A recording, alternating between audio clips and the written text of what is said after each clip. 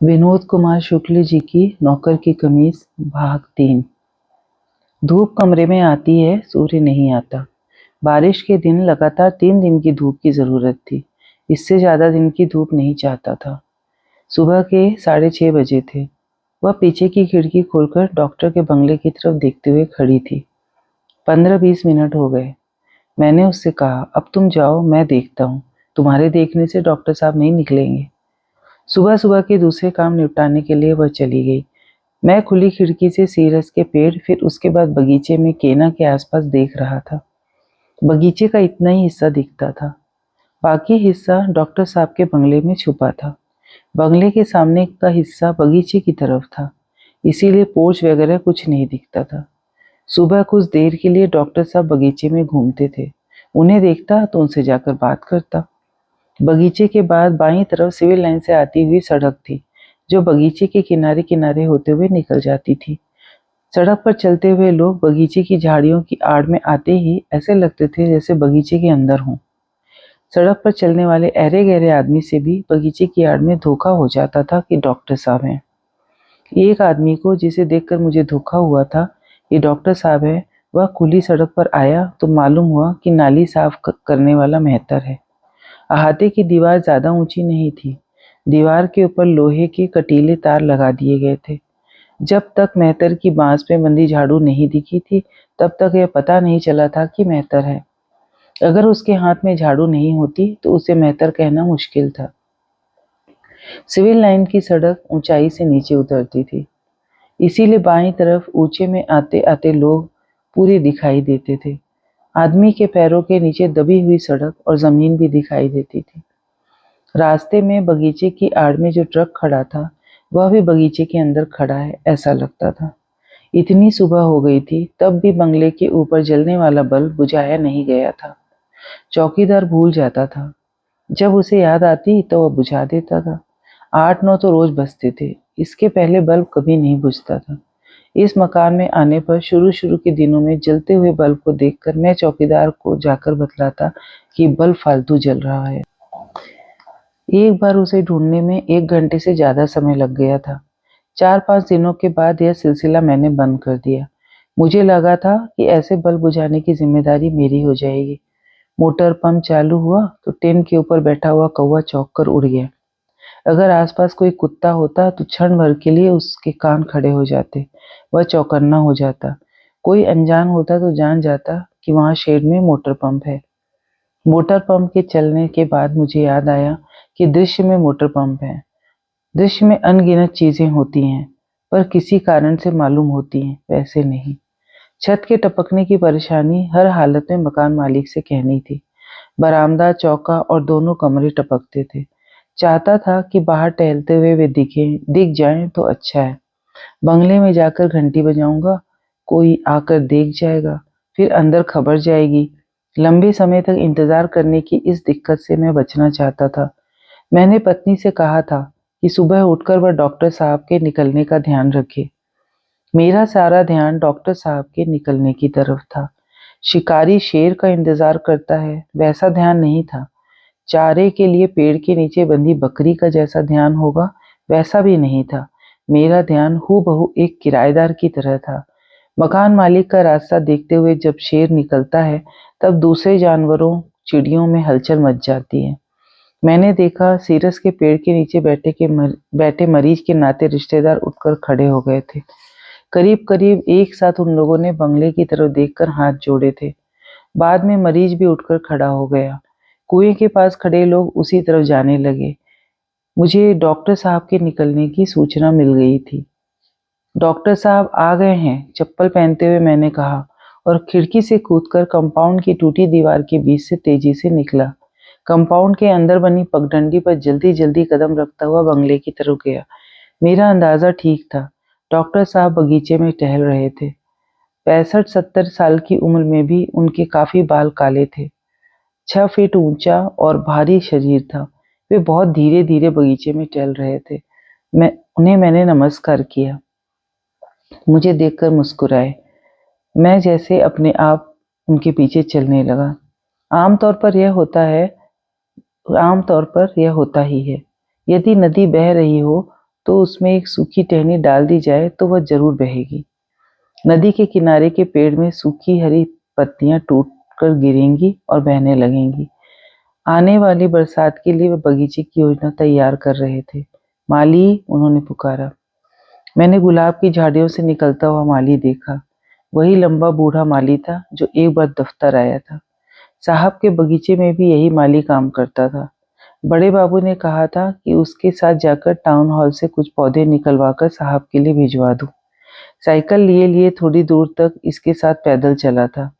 मैंने कहा, तुम टाउन हॉल जानते हो? मोटी आवाज में उसने जवाब दिया, हाँ। पहले क्यों नहीं बतलाया? तुम्हारे साथ पैदल साइकिल लेकर चल रहा हूँ। मैं साइकिल से चलता हूँ, तुम आ जाना, कहकर मैं साइकिल से चल पड़ा। टाउन हॉल के गेट के पास मैं उतर गया कि उसका इंतजार कर लूं, पर 2 मिनट भी इंतजार नहीं करना पड़ा, वह मेरे पास आ गया था।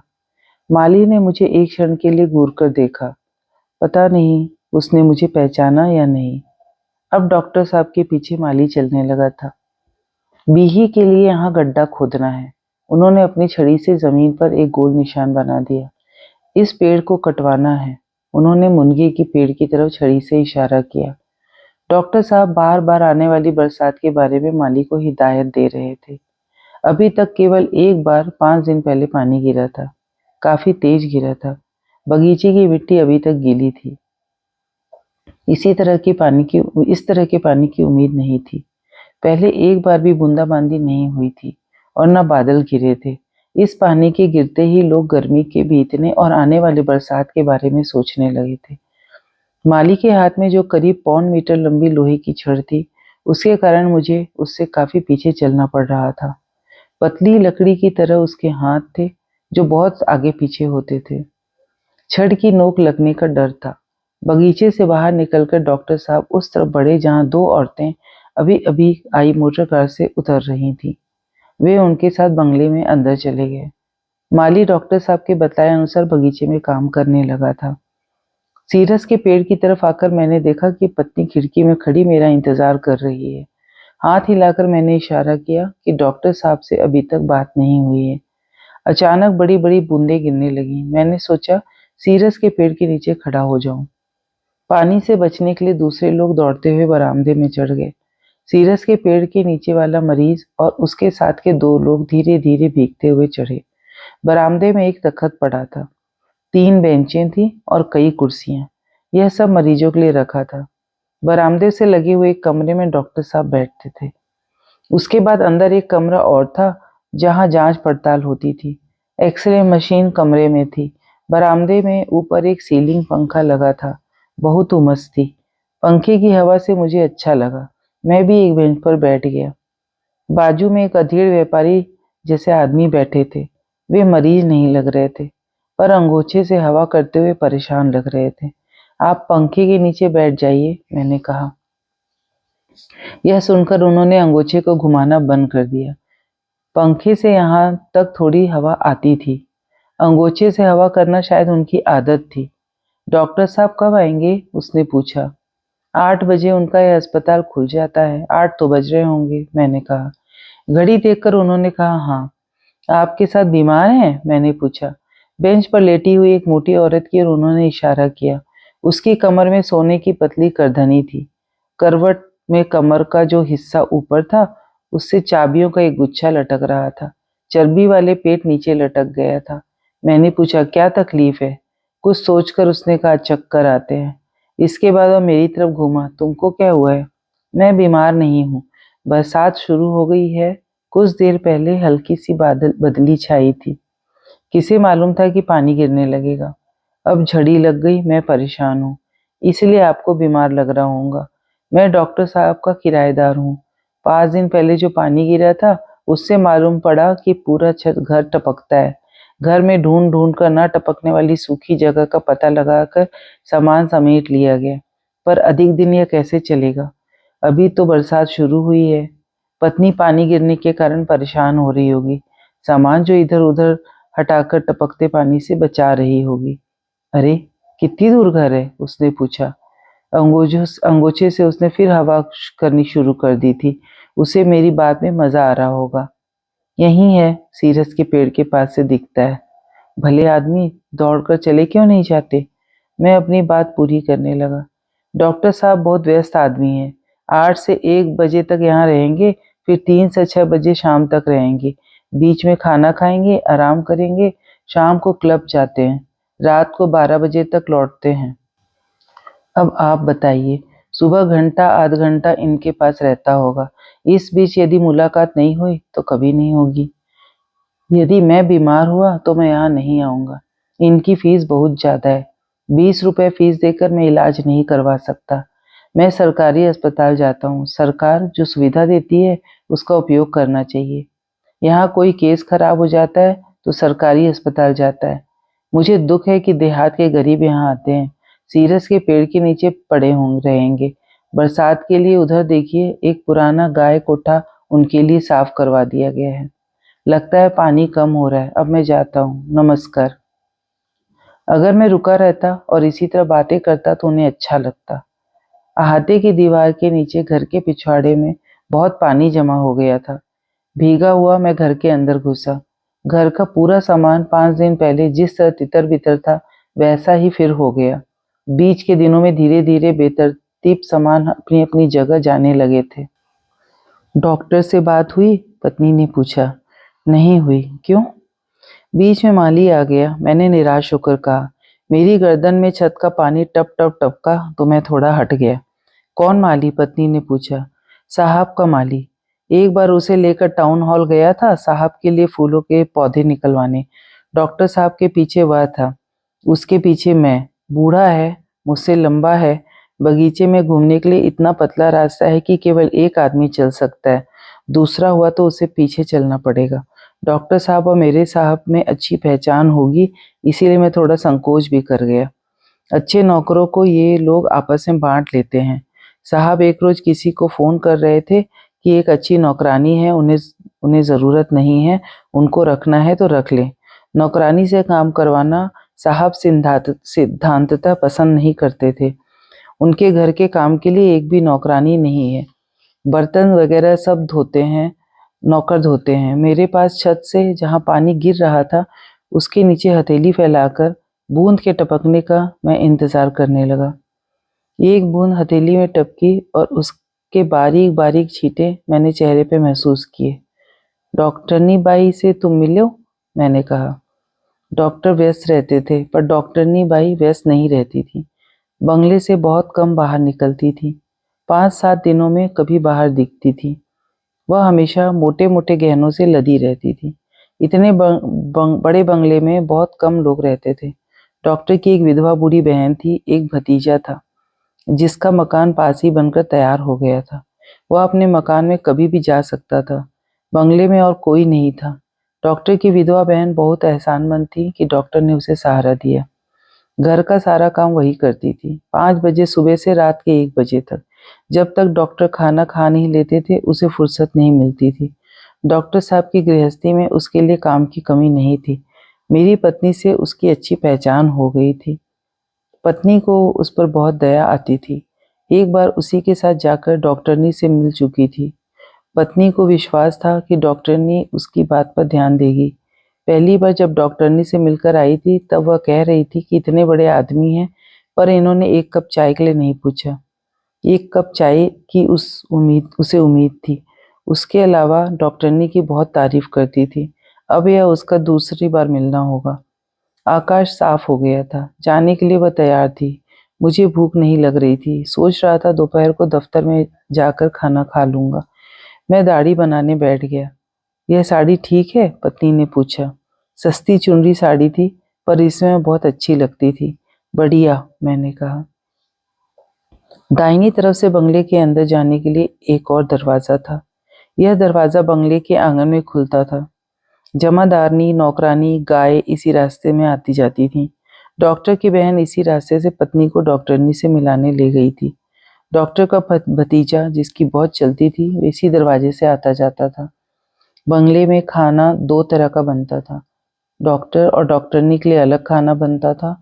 उसकी विधवा बहन अपने और भतीजे के लिए अलग खाना बनाती थी। जब दूसरे नाते रिश्तेदार आते थे तो इन्हीं के साथ उनके लिए भी खाना बन जाता था। डॉक्टर और डॉक्टरनी के लिए बहुत पौष्टिक और स्वादिष्ट खाना बनता था। शहर में डॉक्टर बहुत कंजूस आदमी जाने जाते थे। 5 रुपए लेकर क्लब ताश खेलने जाते थे। जरूरत होती तो किसी से उधार मांग लेते थे। मैंने सोचा पत्नी आंगन के दरवाजे से ही अंदर गई होगी। मैं निश्चिंत होकर घर में घूम फिर सकता था, क्योंकि पानी बंद होने से छत का टपकना बंद हो गया था। दफ्तर जाने के लिए मैं बहुत देर से तैयार था। पत्नी अभी तक नहीं आई थी। घर बंद कर जाया भी नहीं जा सकता था। सामने के दरवाजे से साइकिल निकालकर मैं अंदर कुर्सी पर बैठकर उसका इंतजार करने लगा। जैसे ही वह आए, घर उसे सौंपकर मैं दफ्तर चला जाऊं। दफ्तर की 1 मिनट की देरी मैं सहन नहीं कर सकता था। हमेशा समय से पहले पहुंचता था। चारपाई पर लेटने की इच्छा हो रही थी, पर कपड़े बदल चुका था। मुझे गुस्सा आने लगा। उसे गए बहुत देर हो गई थी। पत्नी हड़बड़ाती अंदर घुसी। इसी तरह हड़बड़ चलती आ रही होगी, फिसल कर गिर जाती। मैंने कहा, तुम्हारे दफ्तर जाने को देर हो रही थी, इसीलिए जैसे तैसे निकल आ रही हूँ। तुम्हारी छुट्टी का दिन होता तो शाम तक निकल नहीं पाती। इतना समय कैसे लग गया? डॉक्टरनी से बात की। मैं चारपाई पर बैठ गया। हुई मुलाकात। डॉक्टरनी बरामदे में कुर्सी पर बैठी थी। नौकरानी से चावल पछोरवा रही थी। मेरे मुंह से निकल गया, नौकरानी ठीक से चावल नहीं पछोर रही है। डॉक्टरनी ने कहा, बहू इसको बतला दो। मैं नौकरानी को चावल पछोरना बतलाने लगी। तभी डॉक्टरनी ने नौकरानी को दूसरा 10 काम बतला दिए। वह चली गई। मैं चावल पछोरती रही। जब मैंने घर टपकाने के बारे में बतलाया तो उन्होंने कहा कि डॉक्टर साहब यह काम देखते हैं, वह कुछ नहीं जानती। बात करके तुम तुरंत आ जाती। उन्होंने मेरे मायके के बारे में पूछना शुरू कर दिया। चावल पछोरती रही और अपने मायके के बारे में बतलाती रही। इसी तरह तुम बहुत देर तक चावल पछोरती रही होगी। क्या हो गया? बात करते करते काम करती रही। उनकी बहन कहाँ गई थी? खाना बनाने की तैयारी कर रही थी। बेचारी को बहुत काम करना पड़ता है। तुम कल से उसकी सहायता करने चली जाया करोगी। आहत होकर मैंने कहा, इंटर पास हो गई, लेकिन तुम्हारे समान बेवकूफ औरत मैंने नहीं देखी। गुस्से से मैंने कहा, क्या तुमने वहां चाय पी? हाँ, उसने कहा। यह सुनकर मैं निराश हो गया। तुम्हें चाय कैसी लगी? अच्छी थी। पत्नी को कुछ समझ नहीं आ रहा था। मुझे भी समझ में नहीं आ रहा था। गौराहा बाबू की बात याद आ रही थी। उन्होंने कहा था कि साहब के घर की चाय एक बार उसने पी थी, उसे चाय बहुत अच्छी लगी थी।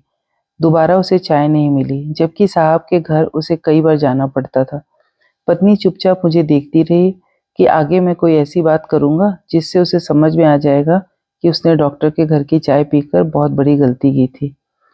अपने बस में करने और अपना खरीदा गुलाम बनाने के तरीके बदल गए थे। सड़क के किनारे कोई आदमी थका हुआ सुस्ताने खड़ा रहेगा तो एक रौबदार आदमी आएगा और समझाते हुए कहेगा, यह तुम्हारी खड़े होने लायक जगह नहीं है। वह सोचेगा, जगह खड़े होने लायक क्यों नहीं है?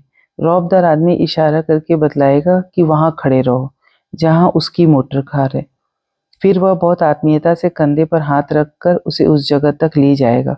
फिर कहेगा कि खड़े खड़े मोटर कार ताकते रहो। वह अभी खरीदी करके आता है और आजकल पलक झपकते चोरी हो जाती है। मोटर कार कोई ले ना जाए, पर उस पर जमी धूल पर बदमाश लड़के उंगली से अश्लील गालियां लिख देते हैं। मालूम पड़ता नहीं, मोटर के साथ साथ गंदी गालियां घर तक पहुंच जाती हैं, जिस पर घर में लड़के लड़की नौकर पत्नी सबकी नजर पड़ती है। यह हरकत सभी मोटर कार के साथ होती है। फिर भी शंका तो होती है कि उसके साथ क्यों? कोई उससे जरूर चिढ़ा हुआ है, जो सामने नहीं आना चाहता, छुप कर वार करने की फिराक में है। तब वह पूरी ईमानदारी से मानवता के आधार पर जो उसे परंपरा से मिले थे, टकटकी बांधे मोटर कार को ताकता रहेगा, यहाँ तक कि ताकते ताकते थक जाएगा। तब उसे गृहस्थी को बहुत से जरूरी काम याद आएंगे। वह परेशान होकर चहलकदमी करने लगेगा। चहलकदमी करते करते फिर थक जाएगा और सुस्ताते हुए मोटर कार ताकता रहेगा। आखिर में वह देखेगा कि मोटर कार वाला कब का मोटर कार लेकर चला गया। मोटर कार का नंबर उसे याद नहीं रहेगा, पर मोटर के पीछे धूल में लिखी गालियां उसे याद रहेंगी। रात में पानी नहीं गिरा था। पत्नी जल्दी उठ गई थी। जब मैं उठा तब वह अपने काम निपटाकर खिड़की के पास स्टूल पर बैठी थी। खिड़की पर गाल टिकाए वह डॉक्टर के बंगले की तरफ देख रही थी। चूंकि पिछवाड़े से सूर्य निकलता था, इसीलिए उस कमरे में आकर लगता था कि उठने में बहुत देर हो गई, और उस कमरे में लगता था कुछ देर और सोया जाए। कब से बैठी हो? अभी थोड़ी देर से। वह नहा धोकर तैयार थी। लगता है 4 बजे से उठ गई हो, मैंने कहा। मैं जल्दी की और 15 मिनट में तैयार होकर आ गया। वह चाय बनाने चली गई। अभी तक अलाली थी। मैं भी स्टूल पर बैठ गया और पत्नी की तरह खिड़की पर गाल टिकाकर बाहर सुबह को देखने लगा। यह समय डॉक्टर के निकलने का था। यदि 10 दिन तक भी डॉक्टर मुझे नहीं दिखते, तब भी आगे उन्हीं की इसी तरह देखने का सिलसिला चलता रहता। परंतु घंटी बजाकर उनसे बंगले में अंदर नहीं मिलता। यह ज्यादा तकलीफ दे था। बाहर बंगले की बत्ती जल रही थी। मुझे फिर बुरा लगा। चाय पीकर मैं और भी चुस्त हो गया। अब पूरे दिन का सामान अपनी तरह से करने के लिए मैं तैयार था। मैं नहीं चाहता था कि आज भी माली दिखे। आखिर डॉक्टर साहब बगीचे में दिखलाई दिए। मैं जा रहा हूँ, डॉक्टर को देखते ही पत्नी से चिल्लाकर मैंने कहा, और मैं दरवाजे से फिर टूटी दीवार के बीच बने रास्ते पर आ गया। वहाँ कीचड़ था, इसलिए मेरी तेजी कम हो गई। उसके पार करते हुए मैं अपनी कल वाली तेजी से फिर आ गया। डॉक्टर साहब मुस्कुराते हुए मुझे देख रहे थे। मैं उनके इतने पास तक गया कि उनसे बात कह सकूं। मैं समझ गया था कि मैं कुछ कहना चाहता हूँ। मेरी बात सुनने के लिए वे तैयार दिखे। मैंने कहा, डॉक्टर साहब, घर की छत बहुत टपकती है। खाना बनाने में, सोने में दिक्कत होती है। कल भी इसीलिए आपके पास आया था। आपसे बातें नहीं कर पाया तो पत्नी डॉक्टरनी बाई के पास गई थी। उन्होंने कहा कि मुझे आपसे बात करनी चाहिए। बरसात शुरू हो गई है, अचानक पानी गिर जाता है। डॉक्टर मेरी बात सुनते रहे। बहुत परेशानी हो रही होगी आपको। 2 कमरे ही तो हैं, चिंतित होते हुए उन्होंने कहा। जी हाँ, बहुत तकलीफ है। 5-6 दिन पहले जो गद्दे भीगे थे वे अभी तक गीले हैं। जब पानी नहीं गिरता तब तो कोई तकलीफ नहीं होती होगी, डॉक्टर साहब ने पूछा। तब कोई तकलीफ नहीं होती। मुझे तो नहीं लगता कि मानसून है। बंबई में कल मानसून आया है। यहाँ आने में 8 रोज लग जाएंगे। आपने पहले बतलाया होता। कल की बारिश से भीगकर कपड़े गीले हो गए होंगे। गीले कपड़ों में काम नहीं होता। कारीगर चढ़ेंगे तो कपड़े चूर चूर हो जाएंगे। कपड़े को धूप खाकर सूख जाने दीजिए। सूख जाएंगे तो बनवा देंगे। और कोई तकलीफ तो नहीं है? जी नहीं, मैंने कहा। डॉक्टर साहब टहलने लगे। मैं कुछ देर तक उनके पीछे पीछे घूमता रहा। तब मैंने कहा, मैं जाता हूँ। डॉक्टर ने कहा, चौकीदार बतला रहा था कि आपकी बाई बहुत सी ईंटें ले गई हैं। काम हो गया हो तो भिजवा दीजिएगा। घर में नल के पास एक टांका बनवा रहा है। कुछ ईंटें कम पड़ गई हैं। पूरी गाड़ी की ज़रूरत नहीं है। ईंट आजकल बहुत महंगी हो गई है। बरसात में तो अनाप शनाप कीमतें बढ़ जाती हैं। ईंटों के भट्टे बंद हो जाते हैं। अभी 5 दिन में कीमत 1.5 गुना हो गई। पानी और गिरने दीजिए, तब देखिएगा। आपके दफ्तर में प्रदेश बजट तो आता होगा? जी हाँ, आता है, मैंने कहा। पिछले 4-5 ले आइएगा। जी अच्छा, मैंने कहा। पत्नी ने पूछा, कपड़े सुधरवाने के लिए तैयार हो गए? बनवा देंगे, पर अभी नहीं। कपड़े पानी से गीले हो गए हैं। कारीगर चढ़ेगा तो टूट जाएंगे। धूप खाकर जब सूख जाएंगे तब कारीगर आकर बना देगा। मैं डॉक्टर की ईंट को कमरे में ढूंढने लगा। क्या ढूंढ रहे हो? ईंटें ढूंढ रहा हूँ जो तुम डॉक्टर के कंपाउंड से उठा लाई थी। चौकीदार ने शिकायत की है। डॉक्टर कह रहे हैं जितनी ईंटें हैं भिजवा दूं। आंगन में 3 ईंटें पड़ी थी। इन ईंटों को किसने तोड़ा? जब तबीयत खराब हो गई थी तब बर्तन मांजने के लिए मोहल्ले की रौताइन को बुलवा लिया था। उसने ईंट के चूरे से बर्तन मांजे होंगे, इसीलिए उसके मांजे बर्तन बहुत चमकते थे। मैं डॉक्टर की बहन से पूछकर ईंटें लाई थी। पेटियों के नीचे भी ईंटें थी। पेटी हटाकर ईंटों को निकाला तो पत्नी ने कहा, पेटी जंग खा जाएगी। आटे के पीपे के ऊपर एक ईंट रखी थी। चूहे ढक्कन खोलकर अंदर घुस जाते थे, इसलिए ढक्कन को ईंट से दबा दिया गया था। चावल पीपे के ऊपर भी एक ईंट रखी थी। पूरे घर में 15 अच्छी ईंटें निकल आई थी। जहाँ 60 इंच वर्षा होती हो, वहाँ बरसात में धूप का निकलना अच्छा सट्टा हो सकता था। सद्दानी चौक में सेठ लोग सुबह 10 बजे से लेकर शाम तक सट्टा खेलते थे। आकाश की तरफ देखते हुए ये लोग खुले आकाश में काले बादल के छोटे टुकड़े को देखकर सट्टा लगाते। बूंदों के टपकने पर टपकी चिल्लाते हुए हल्ला मचाने लगते। सीधे आकाश से बूंद टपकने पर छत से इकट्ठी होकर बूंदों के टपकने पर सट्टा लगता था। ये लोग झड़ी लगी होगी तो उसके उसके दोपहर या शाम तक बंद हो जाने पर या रात भर बरसते हुए रहने पर सट्टा लगा चौक की दुकानों के पट्टे में खड़े रहेंगे। 3 दिन से झड़ी लगी थी, इसलिए घर का पिछवाड़ा ऐसा हो गया था कि उसमें घुटने तक पानी भर गया था। डॉक्टर के कंपाउंड से सारा कूड़ा करकट पानी के साथ टूटी दीवार के रास्ते आकर जमा हो रहा था। मुझे समझ में आ गया कि कंपाउंड की दीवार जानबूझकर तोड़ी गई होगी ताकि पानी डॉक्टर के कंपाउंड में जमा न हो। सड़क की नाली भर गई थी, इसलिए पिछवाड़े के पानी की निकासी नहीं हो पा रही थी। मैंने सोचा यदि दीवार को बांध दिया जाए तो पानी यहाँ नहीं आएगा। मुझे गुस्सा आ गया। मैं पानी और कीचड़ से ऊब गया था। कमरों में मेढक के बच्चे कूदते दिखते थे। रात में बहुत से मेढक आ जाते। इससे खाना खाते समय कीड़े गिरने का उतना डर नहीं रहता था जितना उचक कर मेढक का थाली में आ जाने का रहता था। सांप अभी तक नहीं निकला था, तब भी कोने से मैंने एक डंडा रख लिया। चौका बेकार हो चुका था। चौका फूटे हुए बर्तन की तरह टपकने लगा था। वहां खाना बनाने की जगह नहीं थी। पूरे घर में सोने के लिए एक चारपाई जितनी जगह बच गई थी। दूसरे कमरे में खाना बनाने के लिए एक जगह ढूंढ ली गई थी। रात को चारपाई पर बिस्तर डालता हुआ मैं चिल्लाया, इधर आओ। पत्नी सोची होगी कि सांप निकला है। अपने को टपकते पानी से बचाते हुए जल्दी से वह आ गई। तब मैंने खुश होकर कहा, अच्छा हुआ हम दोनों पति पत्नी हैं। बस एक चारपाई की जगह बच गई है जहां हम पानी से बचे रहकर रात भर आराम से सो सकेंगे। अगर माँ होती तो इस चारपाई में वो सो जाती, हम लोग या कोने में खड़े खड़े बातें करते और ऊँघते हुए रात बिता देते। पत्नी बहुत खुश थी। घर के सभी दरवाजे बंद कर लिए गए थे। पीछे की खिड़की भी बंद कर दी गई थी। रात भर वह कभी खुली नहीं रखी जाती, उसमें सलाखें नहीं थी। खिड़कियों के खुले रहने से बौछार अंदर आती थी। चूंकि चारपाई न टपकने वाली जगह के अनुसार जमाई गई थी, इसीलिए वह कमरे में बेढंगे तरीके से रखी थी। आने जाने में दिक्कत होती थी। दरवाजे से बिल्कुल सटकर चारपाई थी। 1 इंच भी इधर उधर होने से वह टपकने की सीमा के अंदर चली जाती। चारपाई बिल्कुल नहीं सरकनी चाहिए, मैंने हिसाब से जमा दिया है। आने वाले दिनों में भी चारपाई को इसी तरह बिछना था, इसीलिए जहां उसके पाए थे वहां मैं फर्श पर चौक से निशान लगाने की सोच रहा था ताकि दूसरे दिन इसी निशान पर पाए रख दिए जाएं। तब अचानक पानी गिरने से भी चारपाई पर पानी नहीं टपकता और नींद खराब नहीं होती।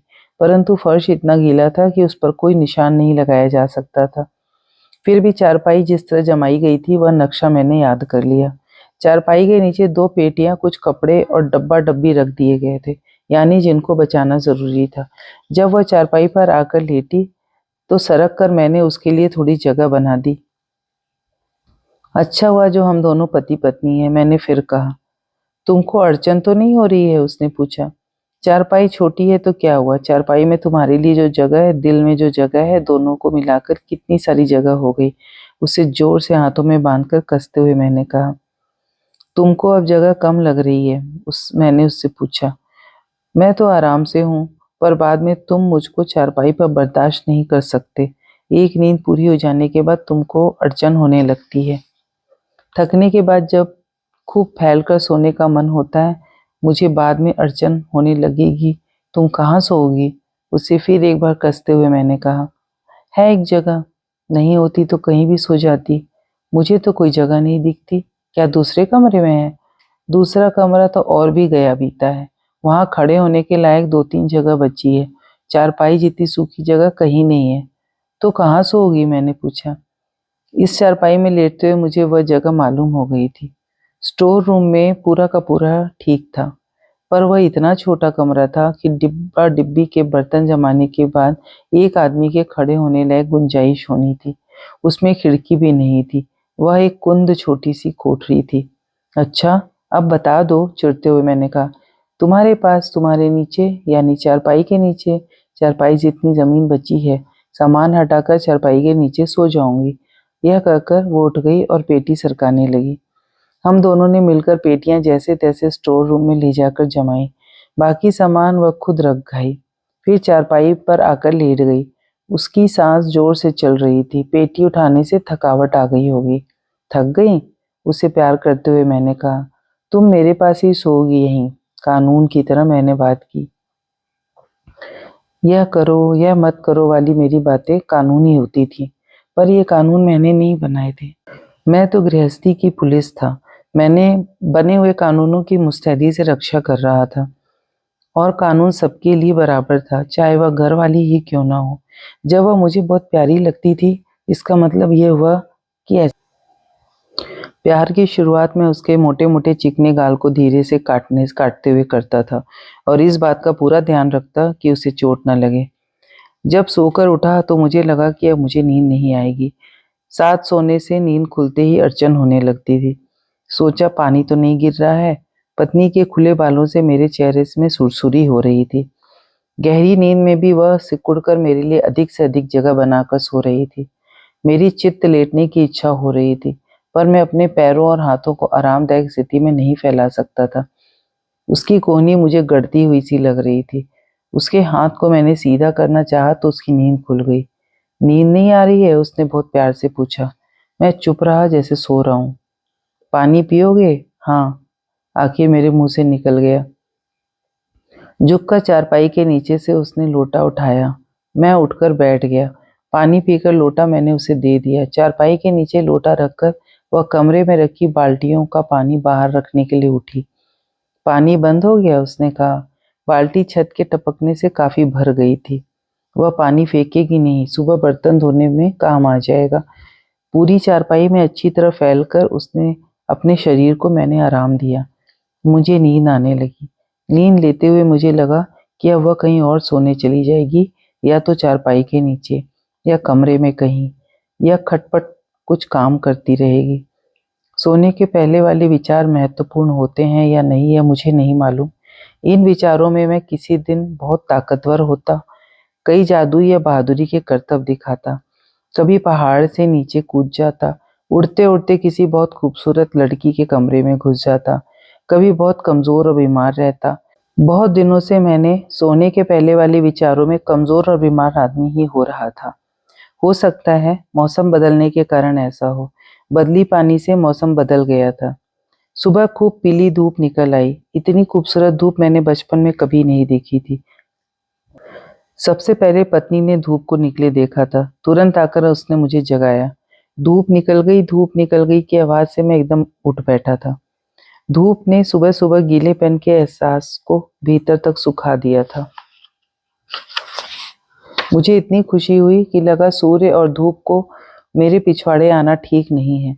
उसे सामने बैठक के कमरे में आना चाहिए था, जहाँ 2 कुर्सियां, एक टेबल हम लोगों ने डाल रखे थे। एक चारपाई भी रखी थी, उसमें दरी बिछी बिछी थी, लेकिन बरसात में उसे खड़ा कर दिया गया था। बाहर आकर मैंने खपरों की तरफ देखा। सामने के खपरों में धूप नहीं पड़ रही थी। 10-11 बजे तक उन पर धूप आएगी, मैंने अंदाजा लगाया। ये कपड़े यहीं बनते थे, पर इलाहाबादी लगते थे और दूसरे देसी कपड़ों से बहुत महंगे थे। इनका भाव 40 रुपए सैकड़ा था। वह भी खिड़की से नहीं हटी और हम दोनों डॉक्टर के निकलने की राह देखने लगे। इस बार खिड़की में आने में देर भी हो गई थी। 7 बज गए होंगे। मैं स्टूल पर बैठा था, वह खड़ी थी। उसके कारण मैं ठीक से देख नहीं पा रहा था। बार बार सामने से ध्यान हटकर उसकी तरफ या उसके कारण कहीं और चला जाता था।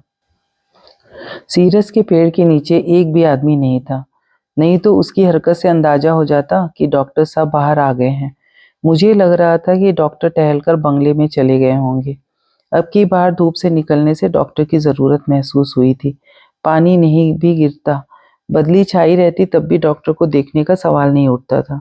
कपड़े सूख जाएं, उसके लिए धूप पहले जरूरी हो गई थी, बाद में डॉक्टर। डॉक्टर का भतीजा बंगले के पीछे के दरवाजे से निकला। टहलता हुआ कुएं के पास आकर खड़ा हो गया। डॉक्टर के भतीजे को बतला दूं, धूप निकल गई है, कल परसों तक ये कारीगर भिजवा देंगे। मैं पत्नी से मैंने पूछा। हाँ पूछ लो, पत्नी ने कहा। तुम जाना नहीं, यही खिड़की पर खड़ी रहना, मैंने कहा। डॉक्टर का भतीजा मुझे आता हुए देखकर जल्दी निपटाने की मुद्रा में मेरी ओर देखता हुआ मेरे पास आने का इंतजार करने लगा। गनीमत थी उसने मेरी उपेक्षा नहीं की थी।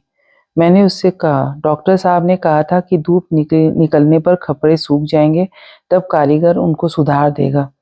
छत के टपकने के कारण बहुत परेशानी होती है। मेरे पहले भी किराएदार रहते होंगे, उनकी भी समस्याएं होती होंगी, इसलिए डॉक्टर का भतीजा ऐसे संदर्भों को जानता था। उसका जवाब था, कम से कम 3 दिन तक लगातार धूप रहे तब कपड़े सूखेंगे। अगर 2 दिन धूप रहे और तीसरे दिन बदली छा जाए तो? मुझे मालूम है इतनी जल्दी कपड़े नहीं सूखेंगे, कम से कम 3 दिन की लगातार धूप चाहिए। उसका आशय था, अगर आप धूप ला सकते हैं तो ले आइए, आपकी गर्ज है। अगर नहीं ला सकते हैं तो फिर इंतजार करिए। मेरी नज़र बगीचे में काम करते हुए मालिक की पीठ पर गई, जो धूप में पसीने से चमक रही थी। जितनी धूप पड़ेगी पसीना और निकलेगा और पीठ चमकती रहेगी। इलाहाबादी खपड़ों की छत मजदूर की पीठ नहीं थी। देसी खपड़ों की छत भी मजदूर की पीठ नहीं हो सकती। दफ्तर में ग्रेन एडवांस पे एडवांस मिल सकता था। दफ्तर में धूप रहे और मेरे घर में ना रहे तो दफ्तर भी कुछ आशा की जा सकती थी। यदि दफ्तर कुछ नहीं कर सकता तो सरकार भी कुछ नहीं कर सकती। वैसे सरकार की आलोचना की गुंजाइश प्रजातंत्र में हमेशा रहती थी, पर मैंने उसका उपयोग कभी नहीं किया। जिस प्रकार साल भर मैं पूरी आकस्मिक छुट्टी का उपयोग नहीं कर पाया, 4-5 दिन की छुट्टी बेकार गई। आप कारीगर को बुलवा तो दीजिए, धूप तेज होगी तो कपड़े तीसरे दिन के बजाय एक दिन में ही सूख सकते हैं। कारीगर अंदाज कर लेगा कि उसे कपड़ों में काम करना है या नहीं। कारीगर इस बात की परवाह नहीं करेगा कि आपका नुकसान होता है या नहीं। आपको भी यदि परवाह होती तो मेरी बात समझ जाते। परवाह हम लोग करेंगे जिनका रुपया लगता है। कारीगर अपनी रोजी से मतलब रखता है, काम से नहीं। काम बनाने पर वह विश्वास रखेगा तो उसकी रोजी नहीं चलेगी। आपको लगेगा कि काम हो गया है, पर बाद में पता लगेगा कि नई परेशानी पैदा हो गई है। बहुत मजबूरी में इनसे काम नहीं लेना चाहिए। अगर विश्वास पात्र कारीगर मिल जाए तो अच्छा है, नहीं तो जितना सह सकते हैं सहना चाहिए। और जब भी इनसे काम करवाएं सामने खड़े रहकर करवाएं। मैं दफ्तर से छुट्टी ले लूंगा और आमने सामने काम करवाऊंगा। मेरी बहुत छुट्टी बची है। मैं अपनी छुट्टी का उपयोग घर में काम न होने के कारण नहीं कर पाता। प्रत्येक इतवार को लगता है मैं बेकार हूँ। किसी विश्वास पात्र कारीगर को भेज दीजिए। मुझे एक विश्वास पात्र कारीगर ने ही बतलाया है कि एक बार के भीगे कपड़ों को सूखने के लिए कम से कम 3 दिन की धूप चाहिए। डॉक्टर के भतीजे के जाने के बाद मेरी परेशानी वही थी। धूप के निकलने से मुझ में आशा थी। आईने में चेहरा देखकर खुद की परेशानी को कोई अनुभव नहीं कर सकता। बिना आईना देखे भी परेशानी खुद को जाहिर होती है। जमीन पर धूप में पड़ती हुई अपनी छाया को देखकर परेशानी का अंदाजा नहीं लगाया जा सकता था कि अगर बदली छा गई तो क्या होगा। आदमी की छाया का चेहरा कहाँ होता है और उसमें गुस्से का भाव कहाँ दिखेगा। मैं कितना परेशान हूँ यह मुझे बिना आईना देखे ठीक ठीक मालूम होना चाहिए। सीरस के पेड़ के पास आकर मैं खड़ा हुआ तो देखा पत्नी इशारे से मुझे बुला रही थी। इशारे से बुलाने में खामोशी रहती है। फिर भी मुंह पर उंगली रखकर मैंने उसे चुपचाप खड़ी रहने के लिए कहा। पत्नी की हरकत मुझे अच्छी नहीं लगी। मुझे देखकर वह समझ गई होगी कि काम नहीं बना। बुलाकर वह कहना चाहती होगी कि जाने दो, बाद में देख लेंगे। बंगले से कोई बाहर ही नहीं निकल रहा था। मरीज आने शुरू हो गए थे। उस बंगले के लोग बहुत कम बाहर निकलते थे, जबकि मैं बार बार बाहर निकलता था। डॉक्टर नियमानुसार एक बार सुबह और एक बार रात को क्लब जाने के लिए बाहर निकलते थे। बीच में कभी बाहर नहीं निकलते थे। इसके पीछे भी कोई राजनीतिक कारण होगा। जब मैं घर पहुंचा तो देखा पत्नी बहुत उत्साह में थी। फर्श जो कीचड़ से गंदा हो गया था उसमें वह कपड़े से पोछा लगा रही थी। मुझे देखकर उसने कहा, पोछा लगाकर खाना देती हूँ। पोछे के पानी को एक टिन के डब्बे में निचोड़कर वह फर्श को जल्दी सुखाना चाहती थी। फर्श को सुखाना बहुत जरूरी था, इसीलिए खिड़की दरवाजे मैंने खोल दिए। दरवाजे खिड़की क्यों खोल दिए? घर बिल्कुल नंगा हो गया। दरवाजे को खोलते ही वह उठकर खड़ी हो गई। खिड़की को बंद करते हुए मैंने कहा, लो, घर की चड्डी पहन जा रहा है। पिछवाड़े के दरवाजे को बंद करते हुए मैंने कहा, घर को पैजामा पहना रहा हूँ। मेरे ख्याल से सामने के दरवाजे का पैजामा कहना ठीक था। ये दोनों दरवाजे मिलकर पैजामा कहे जा सकते थे। मुझे मालूम था कि भविष्य में सामने का दरवाजा मेरे हिस्से में आएगा और पीछे का दरवाजा पत्नी के हिस्से में। सामने के दरवाजे को मैंने भी बंद कर दिया, जिसके खुले जाने से पत्नी को उलझन हुई थी। एक तो वह चौके वाली गंदी साड़ी पहनी थी और पोछा सहेलियत से लगाने के लिए उसे घुटने तक साड़ी समेटना पड़ा था। जब मैं खाना खाने जा रहा था तभी तेज धूप का उजाला कम हो गया। वोल्टेज एकदम कम होने से जिस तरह बल्ब का उजाला कम हो जाता है, इसी तरह का एहसास बदली आने से मुझे हुआ। मैं समझ गया कि बादल छाने लगे हैं, लेकिन बहुत घने बादल हैं या नहीं, यह देखने के लिए मैंने पत्नी से कहा। खाना खाते खाते मैं सोच रहा था कि धूप और बादल की परेशानी में पड़ा हुआ दुनिया में अभी केवल मैं हूँ। मुझे संक्रामक बीमारी लग गई है, जिसका पहला शिकार मैं हूँ। सामने अरगनी में कल की धुली चड्डी बनियान मुझे बिना छुए देखने से भी मालूम हो रही थी कि वह सूखी नहीं है। उसे छूकर देखने की जरूरत नहीं थी। कपड़ों को देखकर अंदाजा नहीं लग सकता था कि वे सूखे हैं या नहीं। पुराने हो जाने के कारण कपड़े बदरंग हो गए थे। कपड़ों में पिछले साल की सूखी काई थी, जो पानी पीने से मटमैली जैसी हो गई थी। या यह मेरा भ्रम था। कपड़ों को मैं देखना चाहता था। उन्हें छूकर देखने के लिए एक सीढ़ी की आवश्यकता थी। खाने में मन नहीं लग रहा था, भूख नहीं थी और स्वाद भी नहीं आ रहा था। बादल तो हैं, हवा जोर की चल रही है, इसलिए लगता है छट जाएंगे। बाहर डॉक्टर साहब टहल रहे हैं, पत्नी ने कहा। मैं हताश हो गया। धूप के साथ डॉक्टर को बाहर होना। यदि बदली छा जाए, मैं डॉक्टर से कहता कि कुछ देर पहले धूप थी। वे शायद विश्वास नहीं करते। उनका विश्वास ना करना स्वाभाविक होता, क्योंकि अधिकांश समय वे अपने कमरे में रहते थे। मैं 3 दिन की लगातार धूप की बात को कम कराकर एक दिन तेज धूप में लाना चाहता था। इसके लिए मुझे प्रयास करना पड़ेगा, खुशामद करनी पड़ेगी। हाथ धोते धोते फिर धूप निकल आई, पर डॉक्टर के पास जाने की इच्छा नहीं हुई। दफ्तर जाने का अभी समय नहीं हुआ था। अचानक मुझ में चिट्ठी लिखने का उत्साह आ गया। बहुत दिनों से पत्नी चिट्ठी लिखने के लिए कह रही थी। साले की 2 चिट्ठियां आ गई थी। पहले मैंने अपने बड़े भाई को पत्र लिखा कि यहाँ सब ठीक है, बहुत दिनों से अम्मा को का समाचार नहीं मिला है, अम्मा की तबीयत कैसी है इत्यादि। फिर मैंने यह भी जोड़ दिया था कि यहीं पिछले दिनों बहुत पानी गिरा, छत बहुत टपकती है, यदि अम्मा अभी आ रही हो तो मत भेजिएगा। मकान मालिक से कपड़े बनवाने के लिए कह दिया है। धूप निकलने के बाद काम शुरू होगा। धूप निकलती है पर बदली भी छा जाती है। साले को जो पत्र लिखा उसमें भी आखिरकार मैंने यह जोड़ दिया कि यहाँ का मौसम खराब है, पानी अचानक गिर जाता है, यहाँ का मौसम कैसा है लिखना। चिंता लगी है कुछ सोचकर बाद में मैंने चिंता लगी है को काट दिया। दफ्तर में सभी कमरों में ट्यूबलाइट जल रही थी। बड़े बाबू के टेबल के नीचे पाइप से रिसकर पानी जमा हो गया था। किसी ने उस जगह कपड़ा बांध दिया था। देवांगन बाबू से मैंने कहा, कुछ अच्छा नहीं लग रहा है। देवांगन बाबू ने कहा, मुझे भी सर्दी हो गई है, सिर में दर्द है। अगर बड़े बाबू मान जाएंगे तो मैं जल्दी घर चला जाऊंगा। बड़े बाबू कुर्सी पर नहीं थे, फाइल लेकर साहब के पास गए थे। तबीयत मेरी भी अच्छी नहीं है, पर मैं घर नहीं जाना चाहता, घर बहुत टपकता है। बरसात में मैं सुखी सुखी रहता हूँ, गोरहा बाबू ने कहा। क्यों? हम दोनों ने पूछा।